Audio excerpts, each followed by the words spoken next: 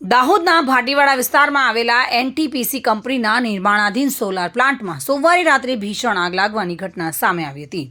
દાહોદના 4 અને ઝાલોદના 1 ફાયર ફાઇટરે આખી રાત સતત પાણીનો મારો ચલાવીને આગ પર માંડ કાબૂ મેળવ્યો હતો. જો કે આગની આ ઘટનામાં 400 કરોડનું નુકસાન થયું હોવાનો અંદાજ છે.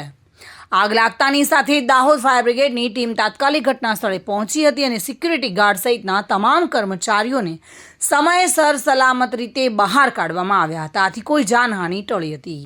ઘટનાની ગંભીરતાને જોતા જ દાહોદના એસપી, ડીવાયએસપી અને મામલતદાર સહિતના અધિકારીઓ પણ ઘટના સ્થળે દોડી આવ્યા હતા. એસપીના માર્ગદર્શન હેઠળ પોલીસ વિસ્તારને સુરક્ષિત કરી ફાયર વિભાગની મદદ કરી હતી. પ્રાથમિક અંદાજ મુજબ આગથી 400 કરોડ રૂપિયાનું નુકસાન થયું છે. મશીનરી અને સાધનોને ભારે નુકસાન પહોંચ્યું છે. આગનું ચોક્કસ કારણ હજુ પણ અકબંધ છે. એનટીપીસી અને પોલીસ દ્વારા તપાસ શરૂ કરવામાં આવી છે. ફાયર ઓફિસરે જણાવ્યું હતું કે નિર્માણાધીન સ્થળો પર આગ નિવારણના પૂરતા સાધનો અને તાલીમબદ્ધ સ્ટાફની હાજરી આવી ઘટનાઓનું જોખમ ઘટાડી શકે છે. આ ઉપરાંત ફાયર વિભાગે પોતાની ક્ષમતાઓને વધારવા માટે આધુનિક સાધનો અને વધુ માનવબળની જરૂરિયાત વ્યક્ત કરી હતી.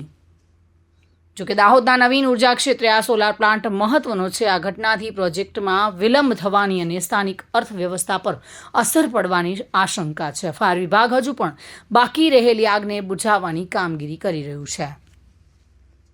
દાહોદના એનટીપીસી સોલાર પ્લાન્ટમાં ભીષણ આગ ભભૂકી ઉઠી હતી. 5 ફાયર ફાઇટરોની ટીમે આખી રાત ભારે જહેમતે માંડ આ આગ પર કાબૂ મેળવ્યો હતો. જોકે 400 કરોડના નુકસાનનું અનુમાન લગાવવામાં આવી રહ્યું છે. દાહોદના ભાટીવાડા ગામ ખાતે જે એનટીપીસીનો સોલાર પાવર પ્લાન્ટ છે, એ સોલાર પાવર પ્લાન્ટમાં અહીંના જે સિક્યુરિટી ગાર્ડ છે એમના જણાવ્યા મુજબ લગભગ 8-9 વાગ્યાના આસપાસ સુમારે પાછળના વિસ્તારમાંથી અચાનક આગના તણખા લોકોને દેખાયા હતા અને જે અન્વયે ફટાફટ ફાયર બ્રિગેડની ગાડી બોલાવવામાં આવી હતી. હાલમાં 5 જેટલી ગાડીઓ છે એ ફાયર ફાઇટિંગનું કામ કરી રહી છે. લગભગ 7-8 માણસો કામ કરનાર અને 3-4 સિક્યુરિટી ગાર્ડ એ તમામને સલામત રીતે રેસ્ક્યુ કરી લેવામાં આવેલા છે. અત્યાર સુધી કોઈ જાનહાનિની ઘટના સામે આવેલી નથી, પરંતુ મોટી પ્રમાણમાં નુકસાન થયું જણાઈ આવે છે. હાલમાં ફાયર ફાઇટ કામગીરી ચાલુમાં છે.